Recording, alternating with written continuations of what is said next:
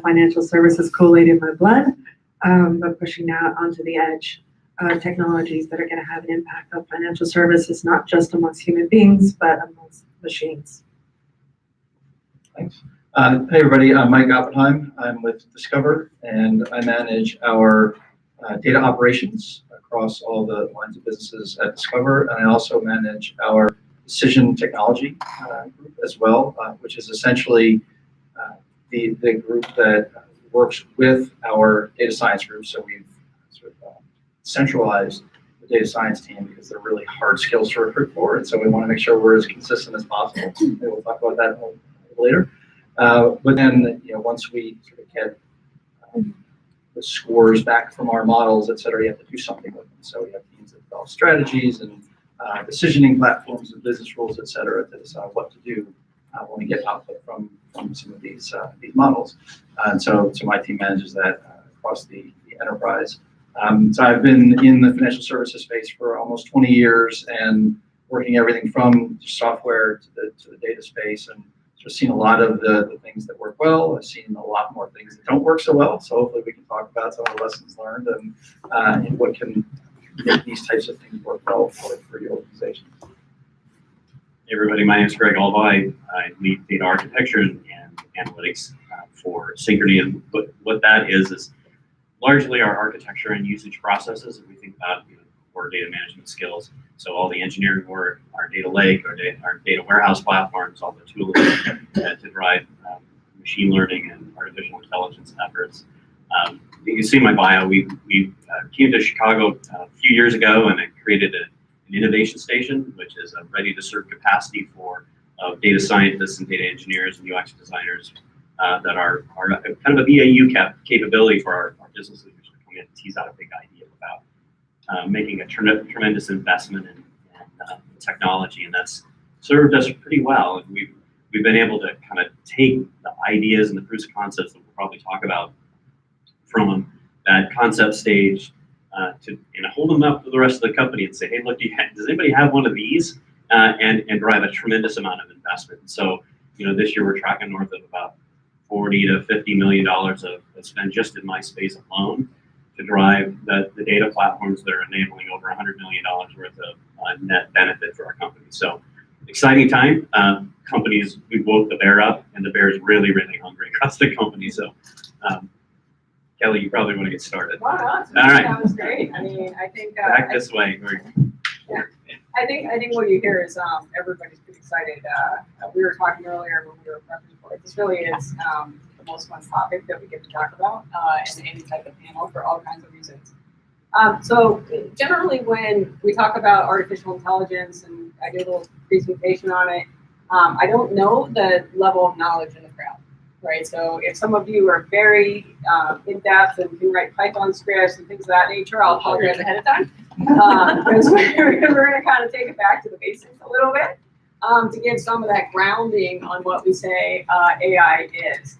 So the song, did people hear the song when they were walking in? I know it wasn't super loud, but the song is called Daddy's Car, and it was actually created by artificial intelligence. So it was created in 2016, so it's a little old, right? Play it again. So you can play it again.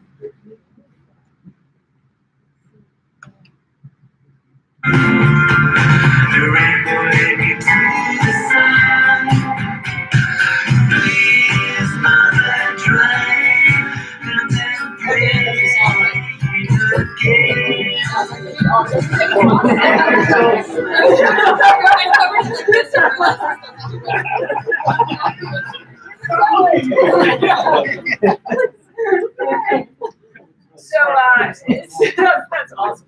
So it was created a few years ago, and there was a little bit of quote-unquote controversy around it because it's not entirely AI-driven, right? There was kind of some, obviously, vocals built in at the time, but the melody in and of itself was built because it listened to a bunch of Beatles songs to that point, and then it created it. So that's a pretty interesting thing about it. So again, our objective today is really kind of set the grounding, and then we will jump in, as you heard, into this expert panel that is going to bring quite a different set of perspectives.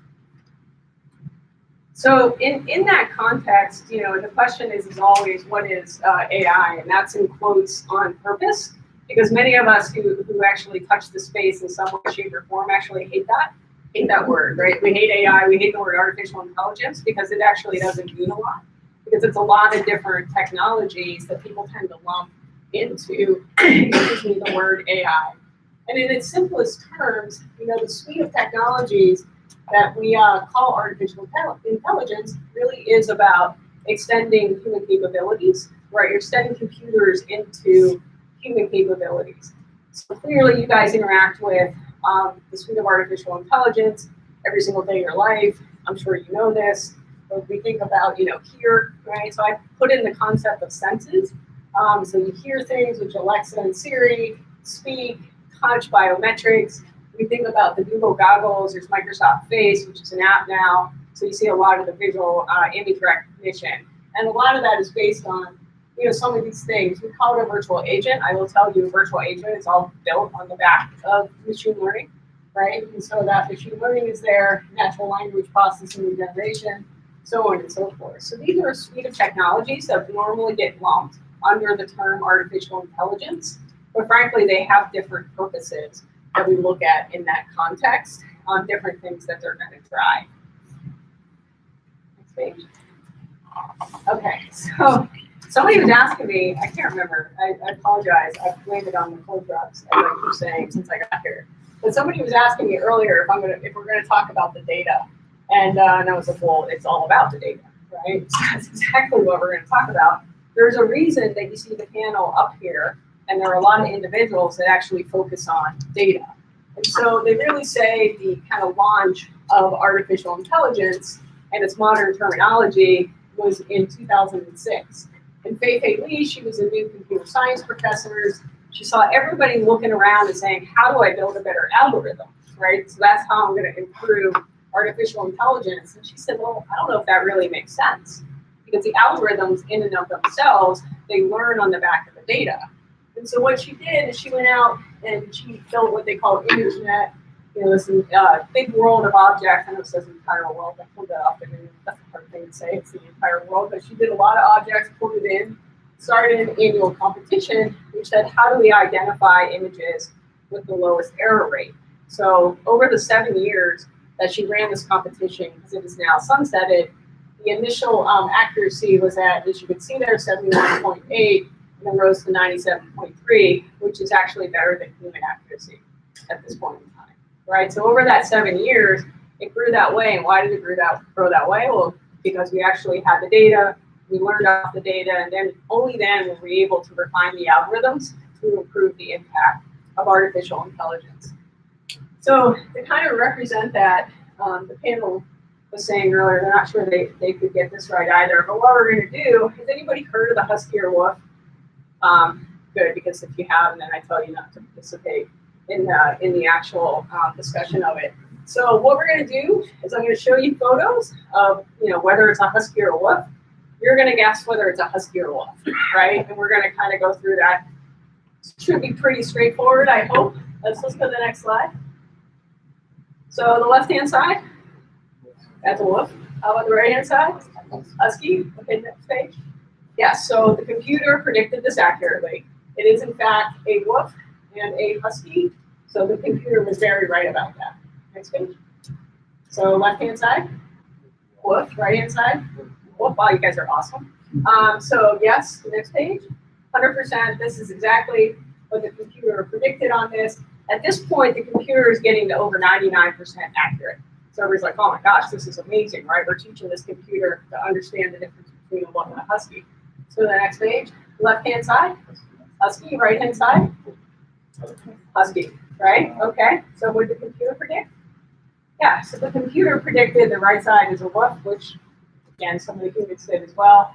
I know, because you look at it, the eyes are probably the only thing that really kind of gave that one away. So, but the computer was wrong. And so then all the researchers are looking at this and said, okay, we were 99% accurate before. Why on earth did the computer get this particular one wrong and call it a wolf? Well, what was the computer predicting it on? So they actually went down to the algorithms. The computer wasn't predicting it on by the facial features or the features of the dog or the husky or the wolf. What it did is all the pictures of the wolf had snow in the background. all the pictures of the husky get. And so it actually learned that if there was snow in the background, it's a wolf. And so that's why I thought that husky was a wolf. And so it's very, very important that we understand the data that our algorithms are learning on. This is a lot when you get into responsible AI and bias and so on and so forth. If you don't understand that, and frankly, it's hard to understand it. You have to back into it, frankly, at this point to understand it. But it is incredibly important, and this is a perfect example of how that can happen. All right, okay, so I'm almost ready to stop talking, which is a good thing. I think some of these things up here are just examples that you would see in financial services. I won't dream this because you can certainly send it out. There's a lot around market predictions, analytics. I spend a lot of time in the capital market space, so there's a lot of analysis on risk and predictions and things of that nature. On structured and unstructured data, I'll say if you think about insurance, so there's a lot of image recognition that how do you do auto car damage. So Google's coming out or has come out with one that's pretty advanced in that space. And I always say, who's got more pictures of cars than Google, right? And so, what if they taught everything off of sentiment analysis is one of my favorites. It is increasing in impact. There's actually a number of firms, AlphaSense is one of them. So what it'll do is it'll actually go out and look at filings, it'll watch people give earnings reports, so on and so forth. It'll compare to financial performance and it'll look at it over time. And so what it'll learn is if analysts actually have hidden meaning within their reports. Because people will write something that they actually think something else, and or if you're giving earnings, CFOs don't all exactly tell you what's going on inside of the organizations. And so it actually starts to build out that sentiment analysis associated with this. Kind of scary. And so customer engagement, there's a lot of anything you put on social media or your behavior. I think you guys know at this point, everybody has it. There is no hiding if you've been out on the internet.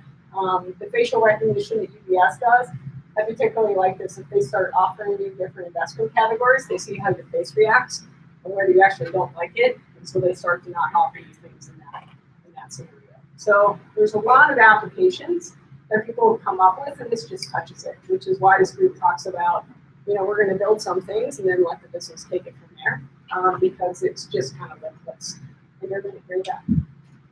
So before we get started, this is one of my favorite videos if you haven't seen it. One of my kids actually love it at this point. I just talked about data, right? How important data is for machine learning and everything for it to learn. The question is how is that going to change, right? And so you're going to see a little bit of that in this video. Writing's not that easy, but Grammarly can help. First, we're going to watch an ad. This sentence is grammatically correct.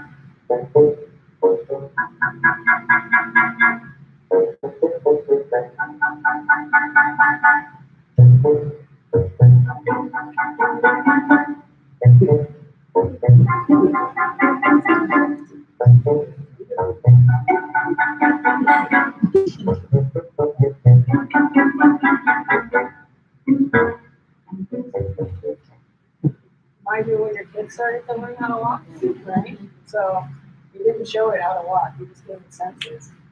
And I think that's pretty cool. So that's very exciting. So thank you guys again for making the time. I certainly appreciate it. I think that I would very much like to start with the kind of personal applications of artificial intelligence because it kind of resonates with everybody on an individual basis. So, Prashant, let's start with you. So, you integrated Amelia into your contact center in late 2017. I was reading a little bit about that. Have you a perspective on how customers responded to that? What was the most difficult part of rolling something like Amelia out into the center? So, thanks for having me. It's an interesting perspective, and it's a great question. We always believe we have to experiment on customers first. So we actually rolled out an area of customer agents. So when you call in, I don't even know how many people have called their insurance company. So, and everybody loves talking to insurance companies, right? So, and then there's always a way, but it's not because the agent isn't moving; they're just looking for a lot of complex information. So one of the first applications is how can we actually help agents first get the information to help you, and it significantly cut down the time it takes for agents to help the customer through. But not only that, one of the interesting things that we found out was the time it takes for a new hire to get productive is again significantly cut down. And when you're talking about thousands of call center employees and their attrition rate, you're talking about a ton of money. But cost was less of a reason for us to go in. It was how can we make sure that customer gets their answer and gets on with their life after the insurance. We have seen, little over 10% for the agents that adopted that technology. They probably in a similar numbers of how it is. But it's transparent to customers, and agents like it because they're getting them. They're not going through. If anybody has ever watched a call center app, they're going through applications after applications that the technology works for them.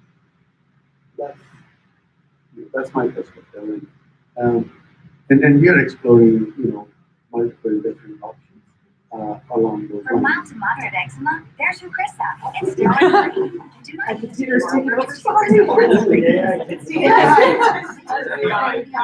it So now, we were early adopters, and we are looking at more advanced options and more advanced technology in those spaces. Fantastic. Michael, I'm gonna jump to you. One of the best things I love about this panel is I get to actually go out and read what these different organizations are doing. And so I was reading about Discover, and I saw that it was selected as the recipient of the 2018 CIO 100 Award for using AI to better serve customers. And this is the fourth year around this. And the focus on this time was around in-app messaging functionality and using NLP, natural language processing, as we talked about, and machine learning. So, really curious as you think about all the touch points that customers have with organizations, how are they thinking about connecting those dots? When we talk to them on the phone, when we email them, so on and so forth, how do you actually really make that holistic customer experience? Yeah. So I think that's probably the most interesting part of it. So I love what Prashant said about the benefits that you can get from sort of a virtual assistant or chatbot, and the use cases are really powerful. It has impact for customers, it has impact for agents, et cetera. I think where these types of technologies become exceptionally powerful is when you start to connect the dots between different channels, between different products, and you can start to offer integrated services across them. So how can you take that information and use it for email campaigns, or being able to have sort of proactive chat, et cetera. And ultimately, I think, Kelly, it goes back to what you had mentioned before. It's around making sure that the data is in the right place, that it lands at the right time, and that the view of the algorithms and what you want it to do is broad and flexible enough to be able to add additional use cases over time. So ultimately, I think these become sort of a backbone of customer service and not a point solution or a channel of interaction. That's excellent. Greg, I was reading that Synchrony, if I get this wrong, you can correct me, but the Synchrony launched its own virtual assistant. Is that right, Sydney? Yes. Sydney. She's 26. 26. She has a dog named Waffles. True story. If you're out paying your bill on Banana Republic or one of our partner cards, just ask her. Yes. Corgi. She'll tell you. Yeah, well, I mean, you also know that Alexa and Siri have different tones in their voices and different sounds, and that's very much on purpose. Yeah. So I was very interested, right, that you did the same thing. You personalized the tone and the language to match those of the partners.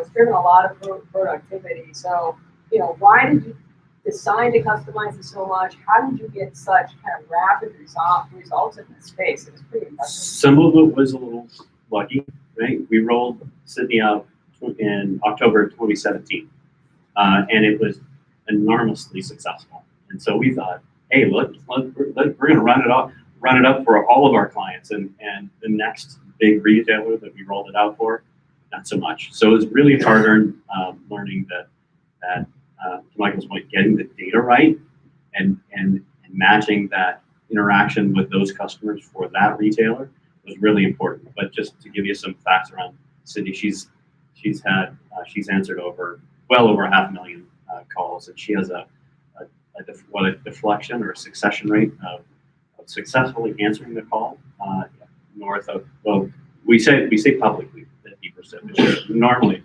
right around 60%. And so the reason why we do this, and to Michael's point earlier too, is that we want our associates, which we love dearly, to work on really complex problems for our customers. And those things that she can work on and solve, it sounds kind of weird, it's really it. Right?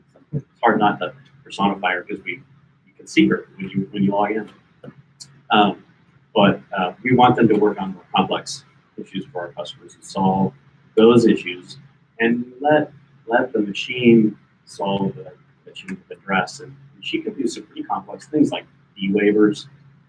She can change your due date on your bill. You would think that as somebody who wasn't part of the financial service industry, that might be a little bit more challenging, but it's a pretty well-worn path and rule-driven. So all the stuff around changing your password, it takes all of that productivity out of the call center. And of course, part of this was our CEO said, no more call centers. We got to get better and more efficient in how we run, engaging with customers, which is also something we're going to talk about from a customer engagement perspective.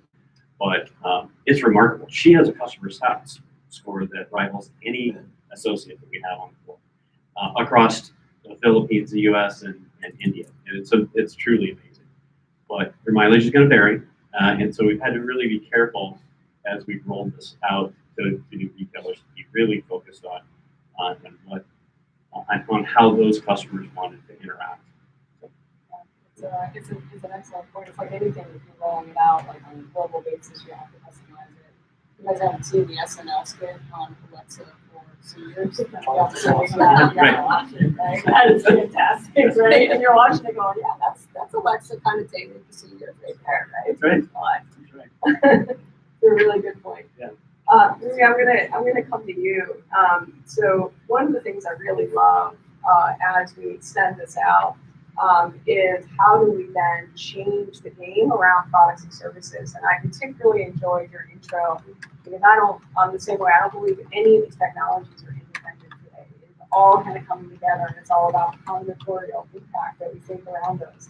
So given this breadth that you see, right, in the market, how are organizations, how should organizations bring their internal data, external data, their experiences to really enhance what, frankly, they can deliver to us and to other organizations? Yeah, that's a tricky question to answer well, I think, because That's why I gave it to you. Thank you. There are three different streams moving at three different rates. And the pace of technology innovation here is the fastest of all, right? And on that, the things that you're showing about that Beatles song, it would be so much better today. The voices would be simulated, and you would hear John, Paul, and Ringo, and George. And that was just in 3 years' time. So that's moving so fast. But then you have corporations that are very interested in developing this stuff, but most of the larger institutions, I've spent 14 years of my life in two of them, move slower than the pace of that technology. They're trying, but there's a lot of buy-in that has to happen. And if it's not part of the core business, or if it's driven out of some innovation arm that's seen as like, oh, that's where the fun stuff happens, but not the real stuff, it can get hard to get things done in corporations. And then there's the government, and then there's the regulations, which are slowest of all. So when you talk about how should a company utilize internal and external data, well, the data keeps on going so fast. Just when you think you've understood the way to utilize it, the technology may have evolved to a point where like, oh, this is already obsolete with the plans that we have. Meanwhile, you have different countries with jurisdictions talking about privacy, right? Ownership of data. And you have some governments that are saying, like China, all of your data is ours, right? Versus what you're seeing in GDPR. So it's very, very hard to think for any company to think, well, what do I do as a result when you've got these three different streams? And at a larger level, there's almost two philosophical movements. I was talking one about China, but many people feel like, oh, just do it for me, right?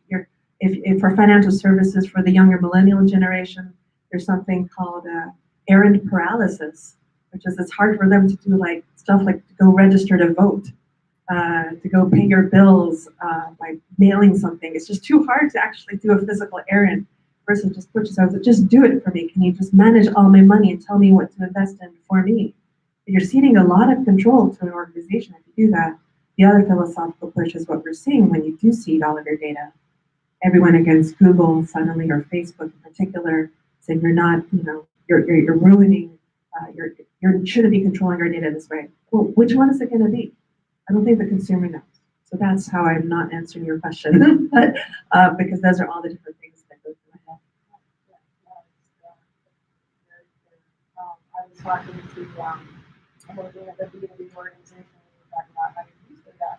And we got into this topic of as a consumer, you just click yes, and create a terms of service, right? But when it comes to the B2B, well, it takes lawyers and reading and so on and so forth. But regardless, the backlash, right? People don't really understand what they're doing to it at this point.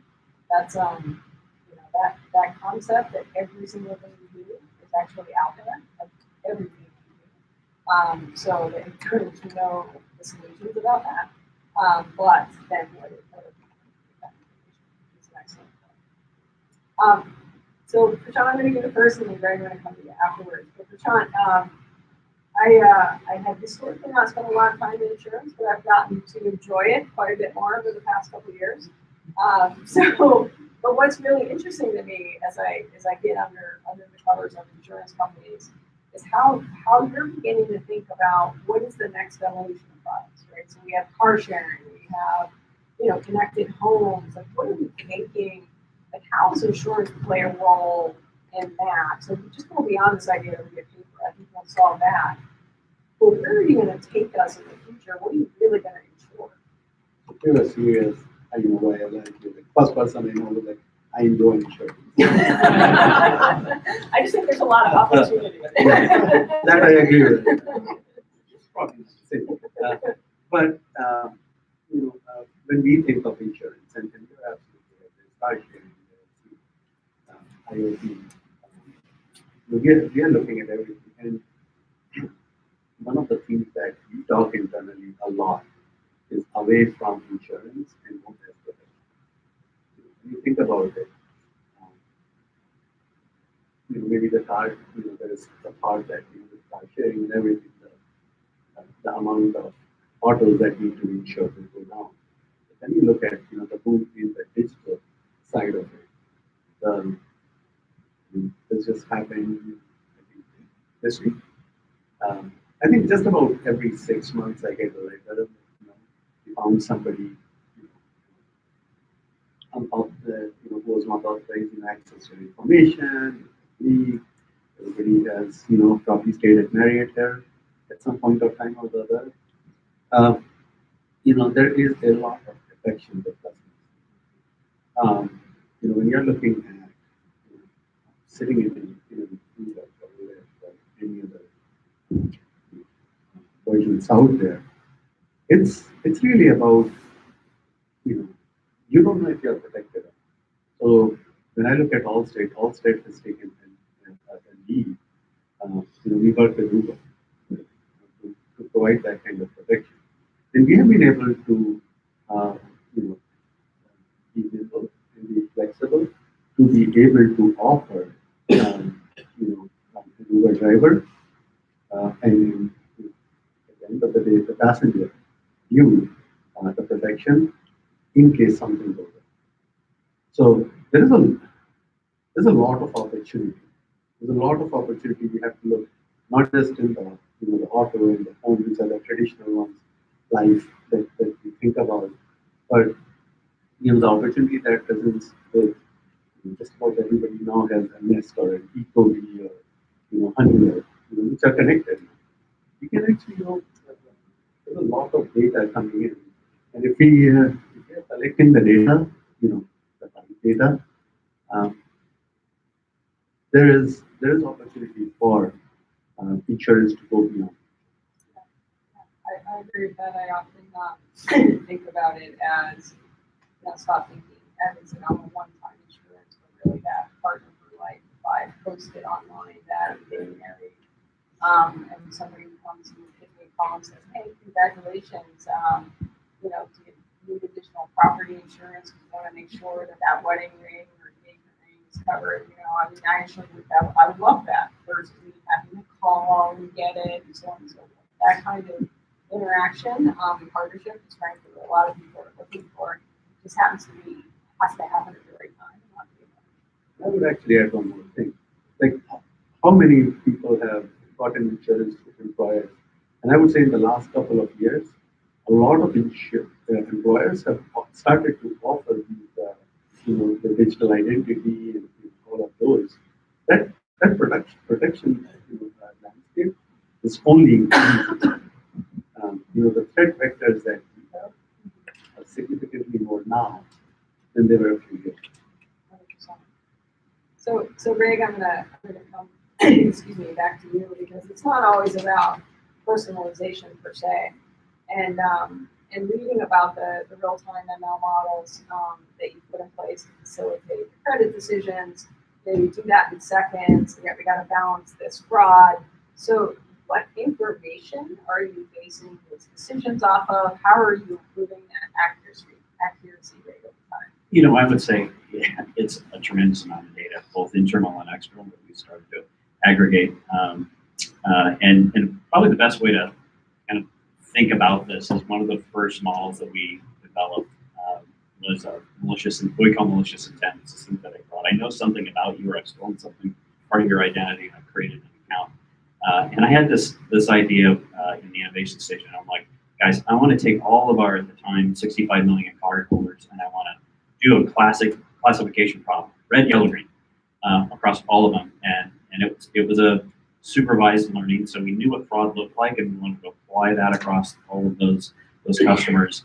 And so the team worked at it for a couple of weeks, and they came back and they're like, we could go green, yellow, red, crimson, and that was so impactful. There was multiple millions of dollars worth of loss take back that we could execute on right away, and the level of accuracy in that model so far outstripped anything that we had done. We were, quite honestly, for transparency, we were a simple decision tree algorithm, and we went from that to this fully featured random forest algorithm that had like 500 and some features, and we learned something about customers and the features that were the most impactful were pieces of information about our consumers that didn't have anything to do with private label credit card underwriting. And that woke the company up. In fact, if you hang around modelers for a while, they talk a lot about their area, AUC, area under the curve. And so this was like 0.98. We were so precise. We thought we had overfit the model, but we could make this prediction.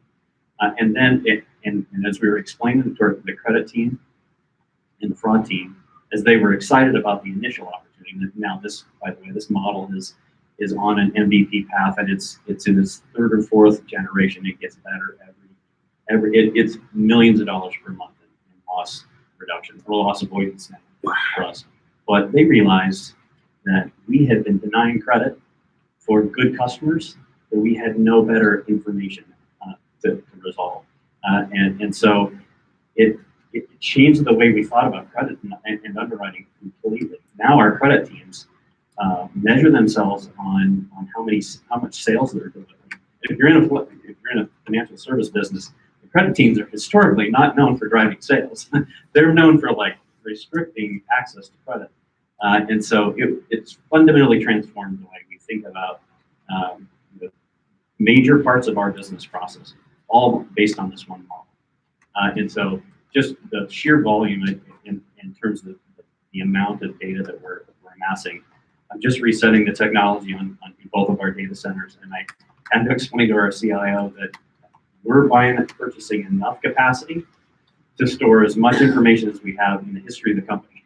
The data centers are truly becoming data centers. We have more capacity, and it really begs the question of why I'm not in the public cloud, but that's more of a regulatory and operational. Yes, no, honestly, I would give that burstable computational power that needs to be in the public cloud, because I can't keep up the level of ability that's demanded by the company.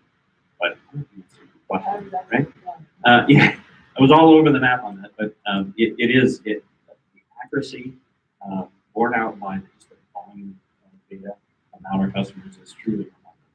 Now we got to be thoughtful, as Remy had mentioned, right? There's a set of expectations that are coming forth, and certainly the California privacy legislation that's coming out, that we have to respect and build processes around customers' right to be forgotten. And so we're spending a tremendous amount of time making sure that while we build these really nice innovation around models, that we're being thoughtful around the data management space, because that's the big expectation from our customers. You would as well. Michael, I'm going to come to you. I was,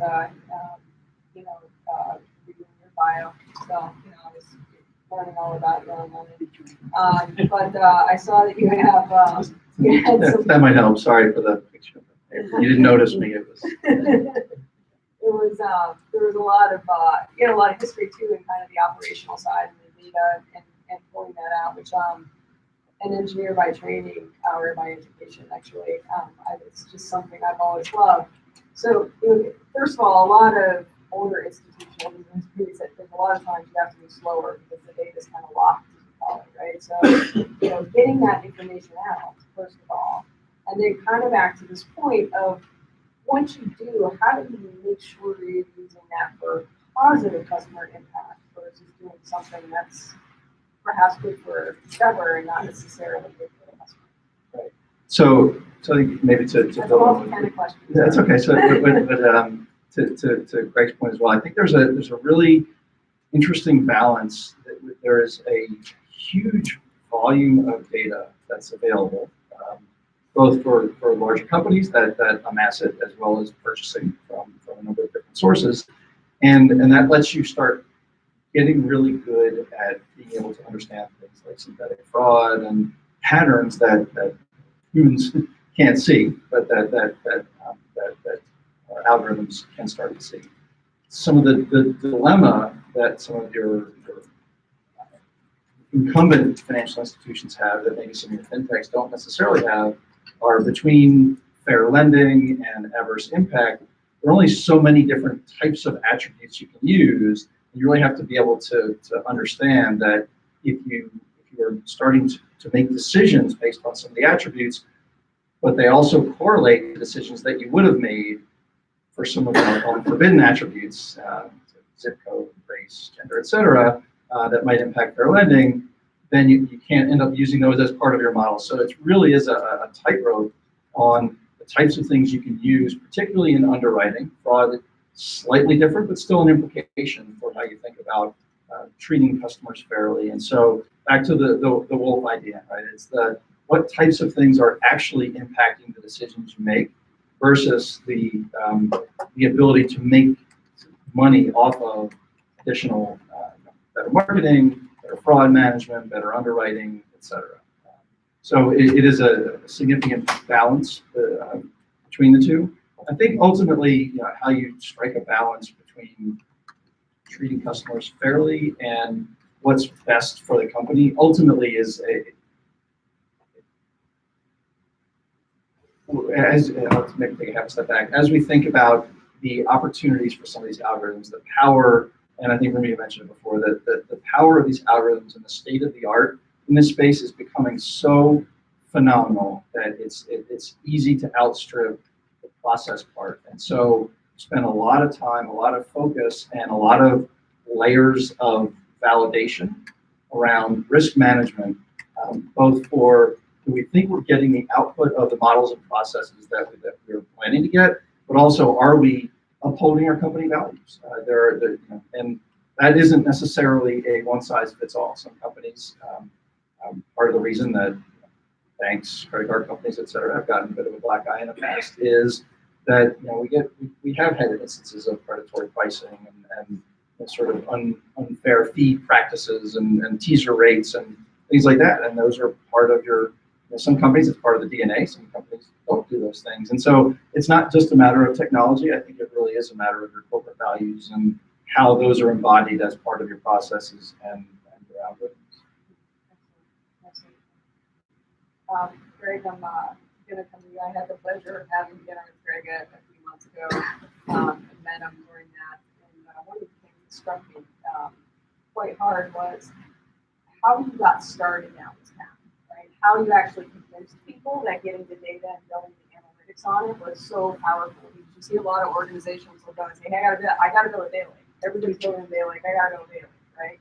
So we'll start throwing a bunch of stuff in, and everybody's saying, well, what is that?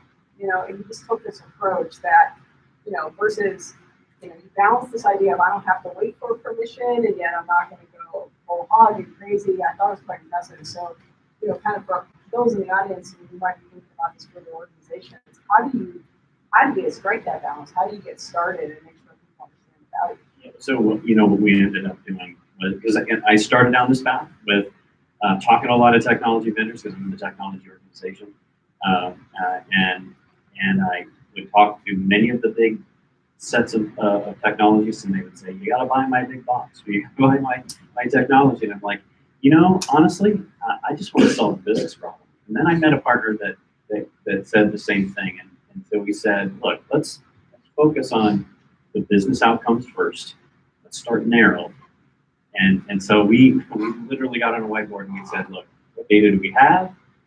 What kind of impact could we have? Classic McKinsey quadrant. We said, next likely purchase was our first model effort. And so we said, we build the next likely purchase model, and then we showed it to our marketing folks, who lit up like a Christmas tree. They were just so excited about this. And we held it up to the rest of the company. We said, does anybody have one of these? But we did this in a couple of weeks without a tremendous amount of investment. And that just started to overcome some of the inertia. And this is where I was talking about the innovation station. We really had that group of people focused on driving out business outcomes first. And we figure out how the technology plugs in, because there's a ton of technology. And a lot of it's open source, and not, you don't have to spend a tremendous amount of investment to get really meaningful outcomes.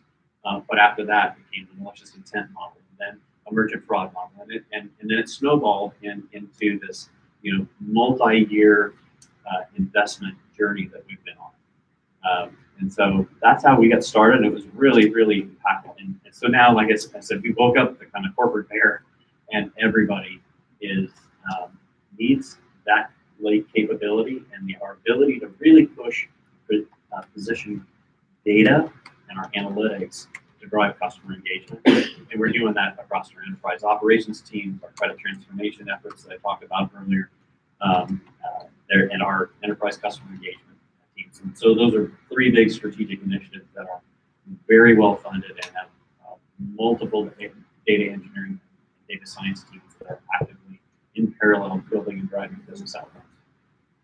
Yeah, the reason that I love that story so much is we get a lot of clients that come and say, hey, I want you to look across my organization and develop an AI strategy, right? And so, okay, so then you can look across the entire organization and you can find all these places where you can apply it and so on and so forth.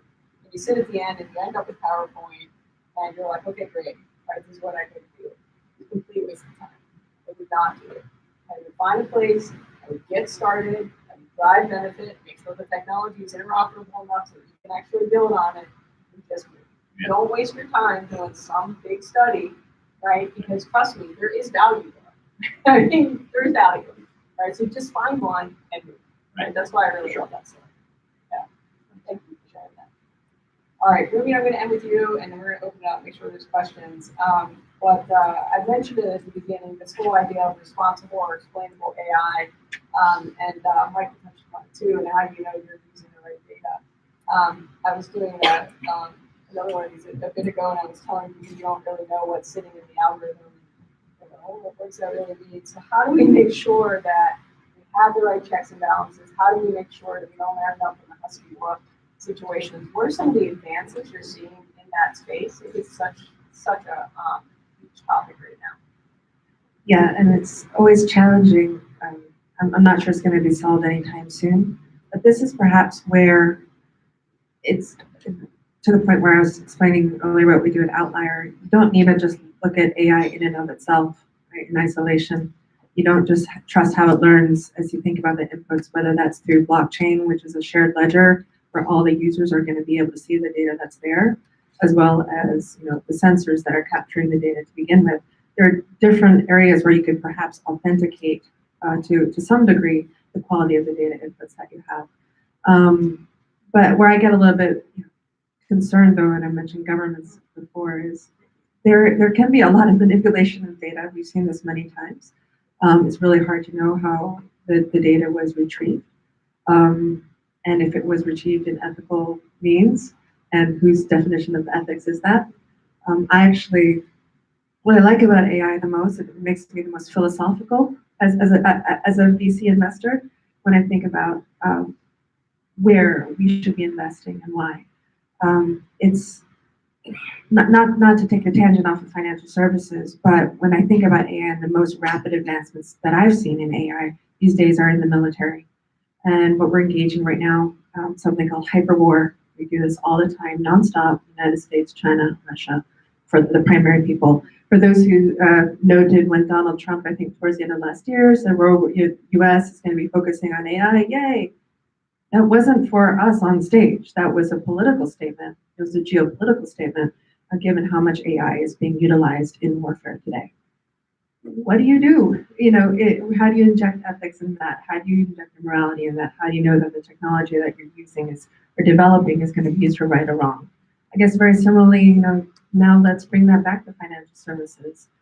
This AI is, they don't really care necessarily if you are being utilized in a regime with extreme capital controls, or where people are taking people's land or is being confiscated from them without any rights whatsoever, versus an open economy like the United States. The technology crosses borders, and then increasingly so we have to worry about transactions between machines. Something again I mentioned we do at Outlier, whether it's around autonomous vehicles paying for their own electricity and driving off and going away, and you have to wonder, well, how does that actually work?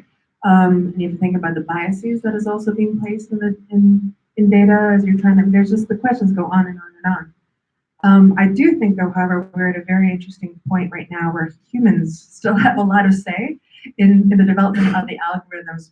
We're not at the point yet where the machines are completely learning on their own without our guidance, without our input. So we do have the opportunity to be able to shape how we hope the future of AI can be and can be used. But I was just thinking about this on stage. I hate to be such a Debbie Downer, and I turn to the Terminator a lot because people understand that future. But I was just thinking about this on stage when you're talking about the personalization of Sydney, who's a woman, right? And Alexa and Siri, who are women.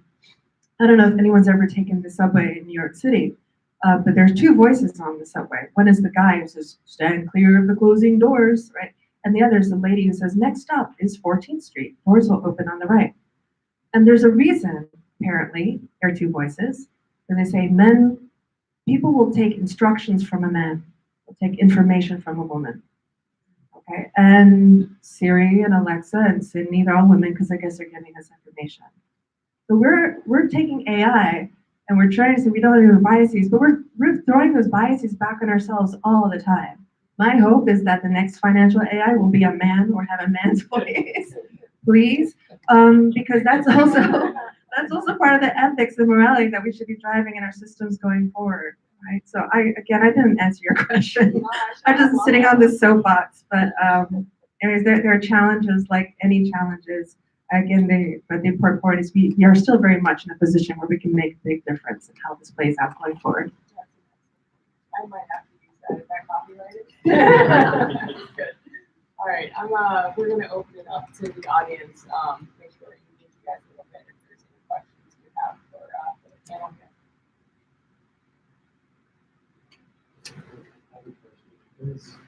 Is AI is productized and AI it's your operationalize AI or across various product groups or business? What are you facing from the non-technical teams who might not be as familiar with what's involved in Genesis? What are some of the biggest challenges? What do you find they need to learn? And how do you do better there in terms of the biggest rollouts?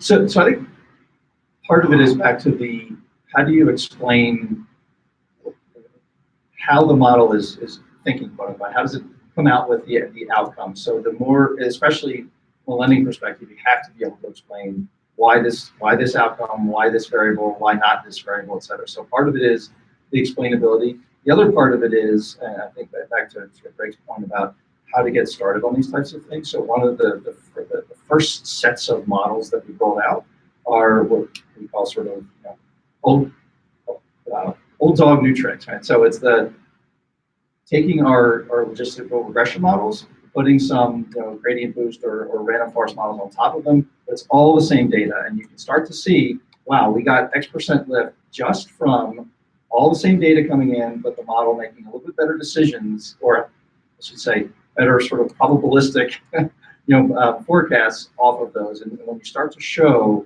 that we're not doing anything differently other than better outcomes of the models, it's really easy for business people to start getting their head around. Okay, so all I have to do is put these types of new models in, and I'm going to start to see incremental improvements. So I think the more you can sort of communicate, over-explain, but start to show the impact. Now, when you start to move to new models and new data, and everything starts to change, then I think it really becomes how do we go through this journey together? Because that is really a fundamental change. I think the other part of it too is, I think as Rue was alluding to, the more you can sort of humanize the process, it's really easy for things to start to get masked behind the complexity of the decisions that algorithms make. But ultimately, these manifest themselves in customer-facing processes. And what I was alluding to earlier around how do you create sort of a unified process, regardless of channel, the more you can humanize the process, the more you can make it simple for customers, because ultimately that's what we all want. We don't want our lives to get harder from the expertise of these things. We want our lives to get simpler. I think the more you can explain that and take people through that journey, I think the easier it is for them to accept the new frontier of these models. I would just add too that one of the things just internally, cross-functionally, where we've got really early adoption, or where we've got later adoption, I should say, maybe a better place to start, is kind of demystifying that this AI stuff, it's not magic. There's a lot of engineering work and a lot of risk management data risk that we manage to make sure that the data assets that we're bringing in are solid and we can trust them. If you've been around that modeling space, a lot of the work at about 40 or 50% is just getting to trust the data. So my role, we're spending a lot of time making sure that we've got upstream controls so that the analysts can understand it, so they can build confidence in modeling efforts going forward. But for those that are late adopters, they think it's like, hey, look, I got this idea. You should probably put this into play in a couple of weeks. And no, there's a tremendous amount of engineering, to your point earlier, model risk management, data risk, because we think about it, these risks that we're talking about are not technology risks. They're data risks, they're business risk. And so we spend a lot of time in Synchrony talking about, the overall quality expectations of singular data assets as we're bringing them into the environment. Because when you do, especially in the lake platform, there's better part of 500 to 1,000 people that are going to consume this, and if you aren't confident and you don't know the lineage of a data asset coming into your platform, you're likely to cascade risk down to multiple business processes.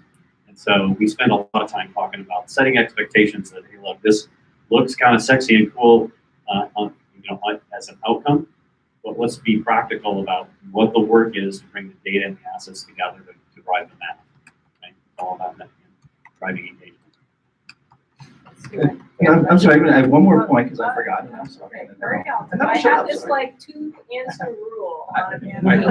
This is my last one. But the other part too is it depends on what you're trying to roll out. So if you're trying to roll out things like chatbots or some of the the things that you read about in the news, those, let's face it, those kind of are magic. I mean, those are pretty interesting things that most people really have a hard time explaining. If you're talking about how to make a better credit decision based on a set of data, this is just different math with sets of different probabilities, and I think those are things that people can get their head around. So it also depends on what you're talking about and how you approach it. For credit and models, how do you account for biases that the AI is built in by analyzing the data? What kind of controls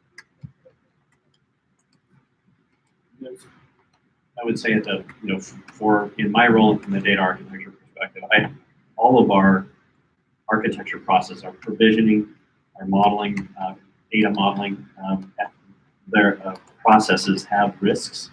And we have a set of controls that are borne out in a set of standards and procedures and actual job aids that our data engineers have to follow to ensure that we can ensure that we've got high quality data assets and that we can ensure that we've got lineage and traceability back to the authoritative source. And when that doesn't happen, then I have the engineering teams raise risks that I track from a KRI perspective. So I've got an emerging KRI that allows me to see data risk on the platform itself.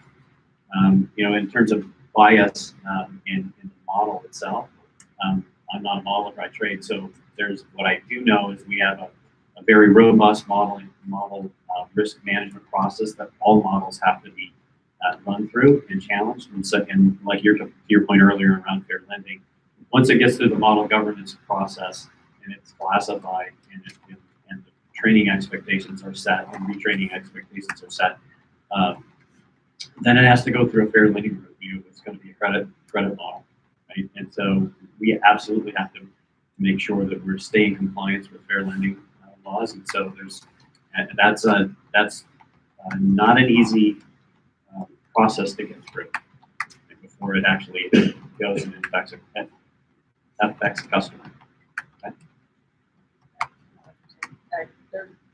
You'll see people, they'll actually review the outcomes. Basically, okay, how am I looking at the outcome? Then they'll try to actually back into the determinants that are driving those outcomes, so that if they need to change the determinants in Synchrony from the data that's driving those decisions, and making sure there's not inherent bias in it.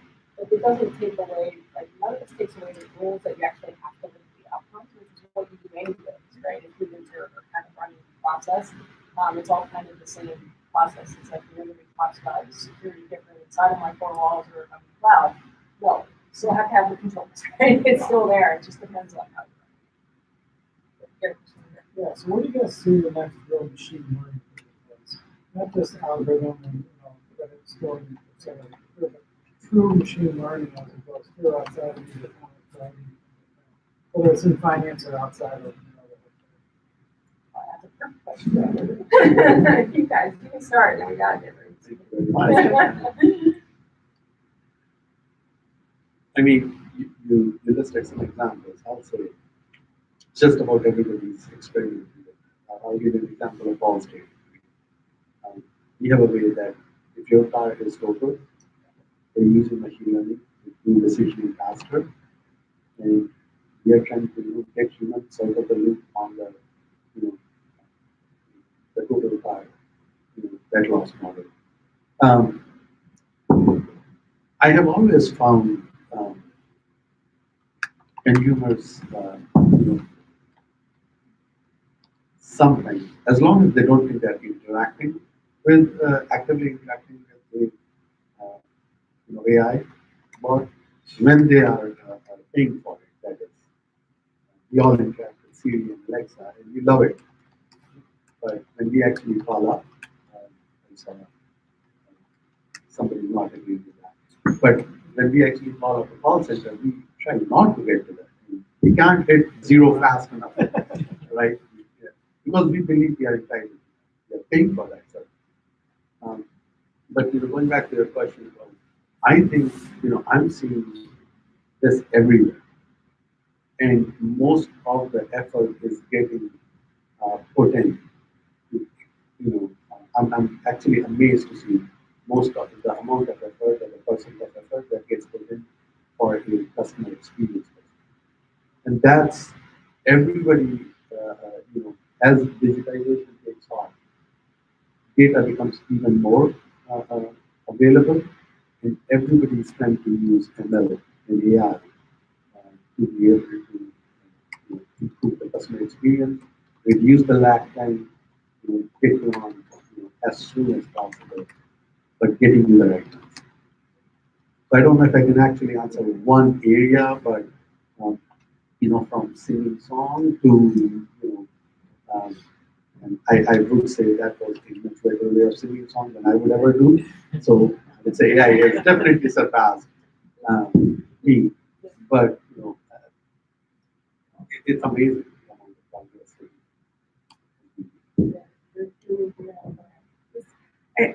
I just think it'll move well beyond novelty to ubiquity, right? So it's going to be in every single industry, you'll see some type of change. And some of it is very exciting. I don't know if people saw that robot that was able to make a 3-point shot when he was playing basketball the other day. It was beautiful. So on the other hand, you're like, oh my gosh, robots play basketball better than we do. I will say that there's this one company called Fetch AI that we invested in and we helped develop. They're actually the former Google DeepMind people that went into Fetch. And they were explaining, it was interesting going back to the whole wolf-husky problem. We as human beings have evolved for millions of years to be able to tell the difference between a wolf and a husky. We are of this earth. And as a result, it's much easier for our brains to make an instantaneous calculation of which one that is. For a machine, that's much harder. They didn't have all that evolutionary history. So what Fetch is actually trying to do is create a universe built for machines, designed for them to be able to learn faster than to try to fit them in on our planet and say, well, now learn from the data that's here.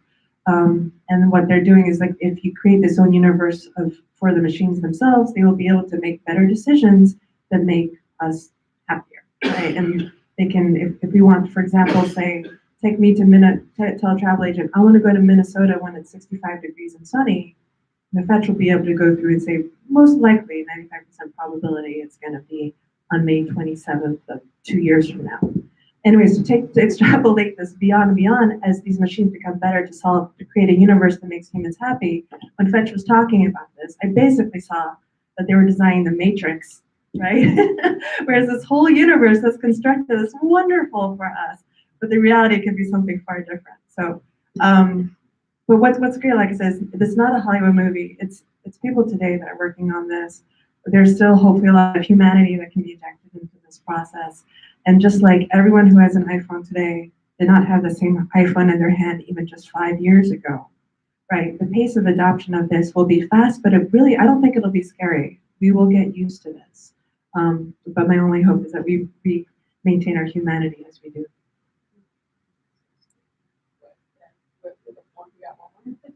I'm getting in the room with that. Yeah.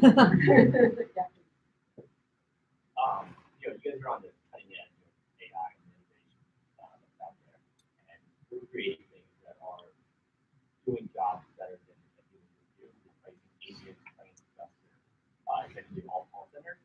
Is there a place for philosophy and ethics to be in that conversation? Like, are we doing too good of a job, taking away the human aspect of interaction? And is it going to be, it's going to cause economic impact when 40% of jobs are going to be replaced by AI? Is that a conversation you have with the organization? Innovation. That's the bottom line.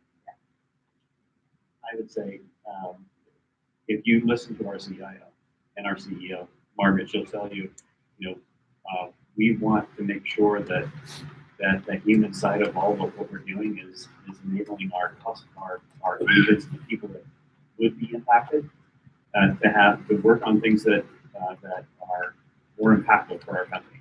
And so, right, and part and parcel with the work that we're doing on innovation, the work we're doing to study and to offer cross-training skills and upskilling the workforce that will be impacted, because that happens. In order to run a value-based company, you got to think holistically about all the people that come to work for Synchrony, and that needs a tremendous amount for us.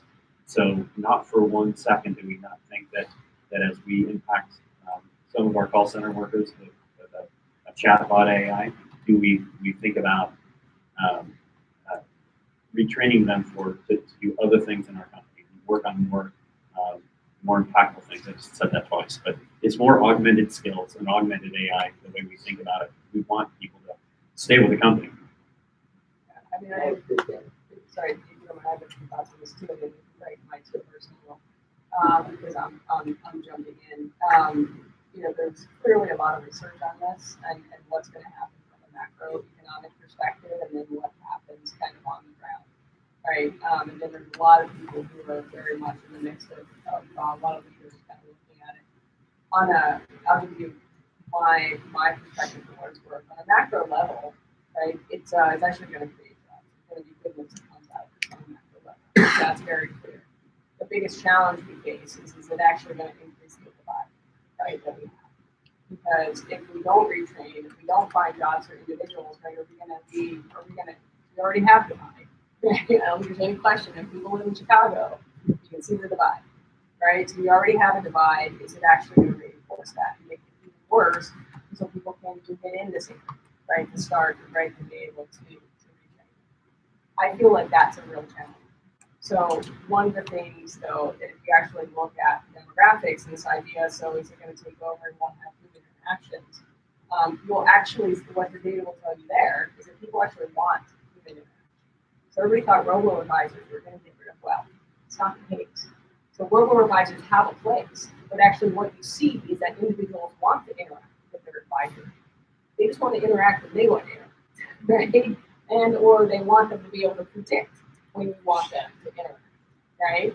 So there's a lot of companies, but they don't want it just to be the computer. They actually want the personal touch associated with it. So it corrected traditional amusement. What that tells me is that actually in the future, what we need is a lot more human interaction skills, which is something we can teach, right? And maybe bring back this divide a little bit, because training folks on how to build Python scripts is not going to happen. Right, but training them to help them interact, right, to get them back in, perhaps that's a path. I don't know the answer. No macro is going to be better. I worry about the divide, 100%. I'd like to say something about that comment, Kelly. I would agree that we do want human interaction, but I think that's data is based on population, generation of the population. The way that it's trending, millennials and the younger, they're focused on getting in Uber, for example. Not saying a single word getting out. It's actually, but the wealth advisor data is actually based on the millennials. It's not based on people like me, right? In fact, I actually hate talking about wealth guys, to be honest, but, so I'm not a good example. But I'm always like, why are you taking my money? So, but it's actually based on that. And so if you look at insurance as an example, it's the same idea. The difference is that they actually want financial services firms to be their partners. They don't want them, they want trust. That generation is all about trust, right? So what they want is they want a partner. I don't want it to be Allstate. I want it to be the person who's actually helping me through life and protecting me. So that's what you'll see. So they want some of it to be automated, and then they want Prashant to call me and kind of, congratulate, whatever. Same thing. That is that generation.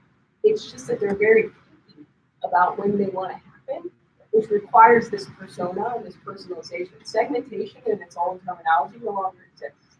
It should be about persona segmentation, not about demographic segmentation. Because and that's exactly what they did on the fraud side, because then you actually understand how people want to interact with you. So, sorry, I could go off on a tangent on this, I know, but I hear you. But the experience actually matters to the millennials. It's just got to be the experience they want. And when they want it, exactly. I have a different perspective, and Good. slightly. I agree with the divide part, and I'm not going to say that there might not be some short-term displacement, but I look at the human history in automation, right? Typewriter, and the whole loom and everything. When I look at those times, the human population continues to grow, and I don't really. You can't find. We are sitting around here. You can't find people that you can hire. Good.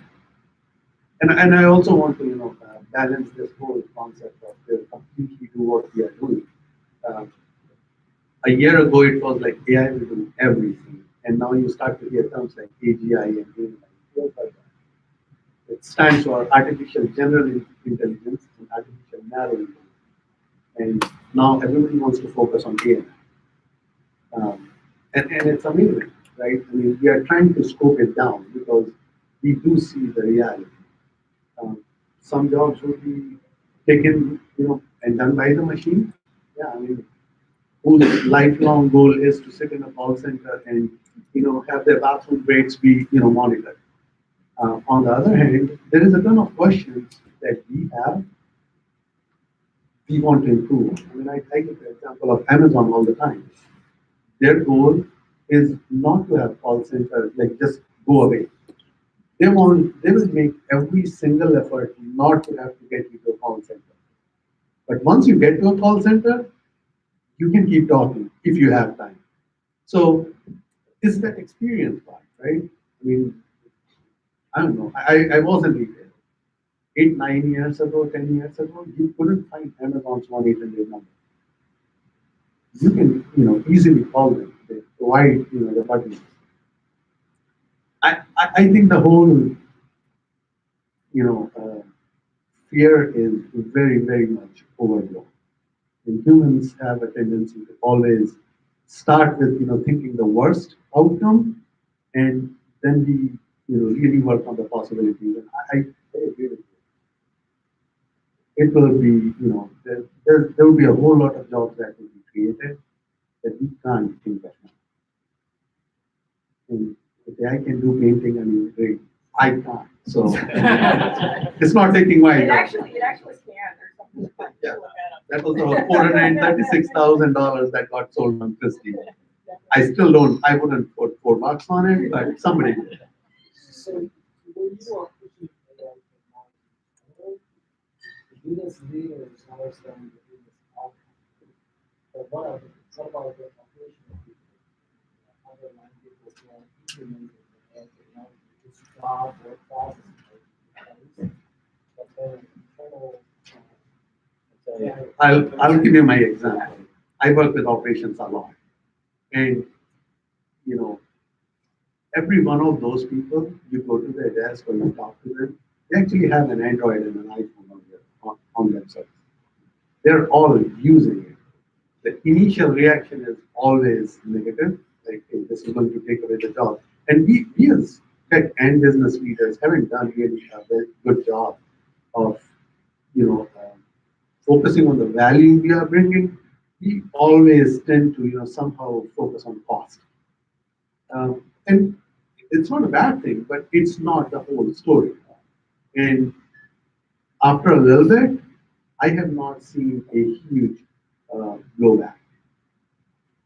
Think about all states model. You call us, agents call us, we call you. How can we make it more streamlined? Because we need to focus on you. We don't need to focus on process. And that's where I would. I can say really quickly that One of our first innovations on the lake was to build this customer 360 for our functions agents and built a set of APIs that allowed them to see a full picture of the customer.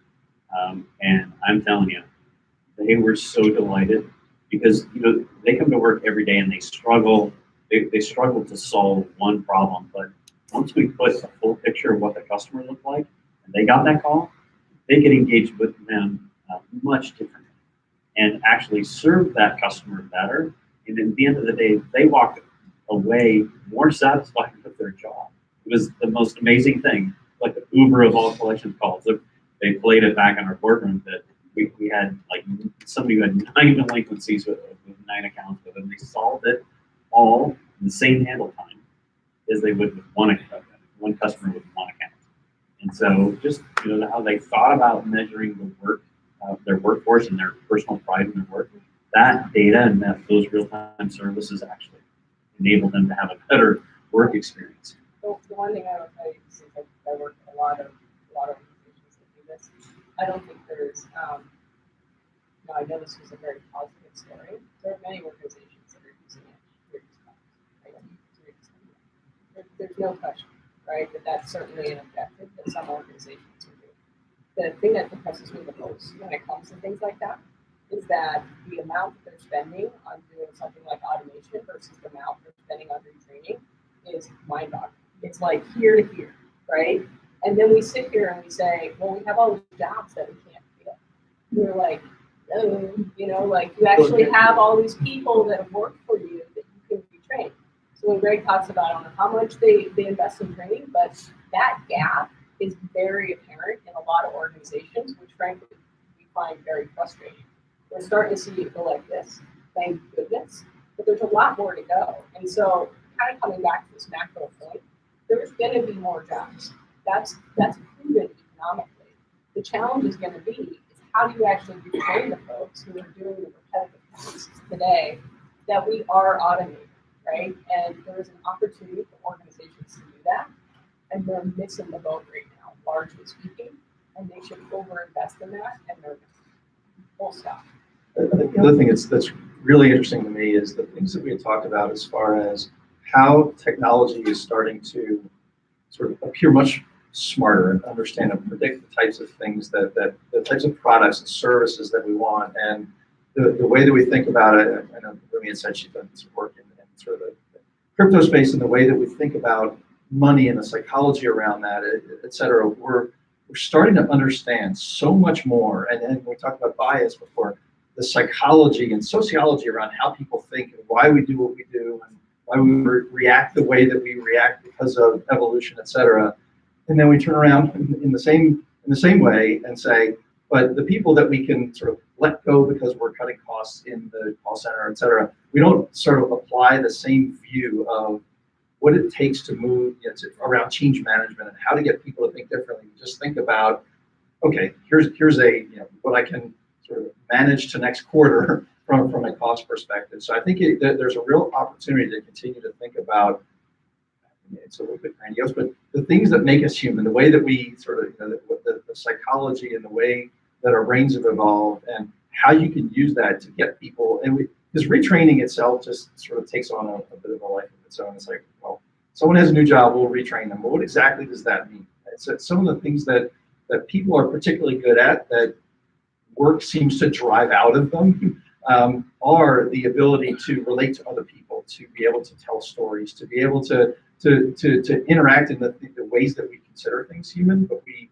tend to lose that when we sort of put on a jacket and go into work and et cetera. So I think the more we can sort of connect those dots, I think the better off we'll be. And ultimately, our where we go to work every day, the culture that we create is just a collection of the people that are there. And I think that's our challenge, right, as sort of business leaders, is to create the culture that sees people for people and can put them in positions to succeed, not just quote unquote retrain, but put people in positions where they can actually sort of do things that are fulfilling. Because I think, Sean had said it before, but no, I'm not sure you find people that aspire to say, I'm really excited, I'm going to go and I'm going to sit in a cubicle, I'm going to put a headphone on, and I'm going to go try to collect money from people who can't pay. That's not sort of aspirational things, but when you put it in terms of, I'm actually going to help people sort of get out from under debt and make their lives better and provide a better sort of opportunity for them, then it becomes a different,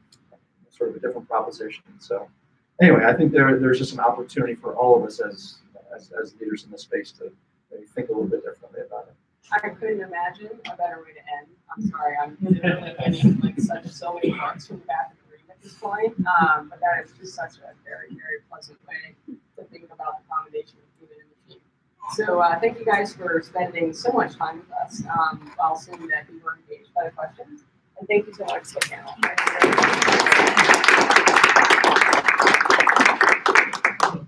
Everybody, please grab dinner on your way out. Fill plates, enjoy food. We have lots of leftovers that I don't want to Thank you.